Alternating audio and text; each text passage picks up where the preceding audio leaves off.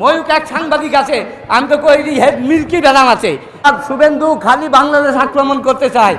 এই বাঙালি সেই বাঙালি যে বাঙালি মাত্র 9 মাসে হানাদার বাহিনীকে দেশ থেকে বিতাড়িত করেছিল। এই বাঙালি সেই বাঙালি যে বাঙালি ব্রিটিশকে 200 বছর পরেও দেশ থেকে বিতাড়িত করেছিল। আমরা হলাম সেই বাঙালি। আপনি কোন বাঙালি জানি না। যদি আপনি ভারতীয় দালাল হয়ে থাকেন তাহলে এখনই চলে যান, কারণ আপনার ওস্তাদ শুভেন্দু খালি বাংলাদেশ আক্রমণ করতে চায়। বুঝি না তার মাথায় কি আছে।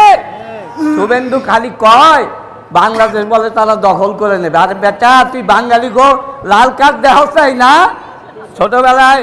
ছোটবেলায় চরমপত্র শুনতাম, কয় আইতে সাল যাইতে সাল, এর নাম হইল গিয়া বরিশাল। হালায় পাঞ্জাবিরা ইমুন কেসকি মাছ খাইছে, বরিশালে আইবালার নাম লয় না। তো ভাই মনে রেখেন, আমরা হইলাম সেই বাঙালি। তুমি যে আসবে বর্ডার পার হয়ে, আমাদের দেশের বিডিআর লাগবে না, বিএসএফ লাগবে না, সেনাবাহিনী লাগবে না। বর্ডার এলাকার লোকেরা যদি কোচ আর টাকা নিয়ে বের হয়, তোমাদের বিএসএফ রাইফেল ফেলে রেখে পালায়। কোথায় আছো তুমি? আমাদের হুমকি দাও।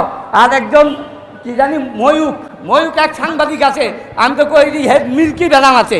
একবার ব্ল্যাকবোর্ডে এমনি আঁকায় এইদিকে দৌড় মারে, আবার এই ব্ল্যাকবোর্ডে আঁকায় এদিকে দৌড় মারে। এই শয়তান কয়েকদিন আগে বলেছে কি জানেন, এতদিন বাঙালির পেঁয়াজ আর আলু খাওয়াইছি, এইবার খাওয়াবো মিসাইল। চিন্তা করছেন কথা, এ আমাকে মিসাইল খাবে। আরে বেটা, বাঙালি প্রতিদিন 3-4টা করে মিসাইল হাগে, তুই বাঙালির মিসাইল কি খাওয়াবি? তুই জানিস বাঙালির ইতিহাস? তুই বাঙালির ইতিহাস জেনিস?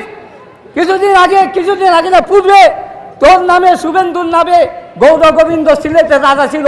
মুসলমানদের ভারতবর্ষে আগমনের সুসংবাদ শুনে পিছনের দরজা দিয়ে ভাগছে। তুই কোন দরজা দিয়ে ভাগবি চিন্তা করে রাখিস, কারণ বাঙালি যদি রেগে যায় কাউকে ছাড়ে না।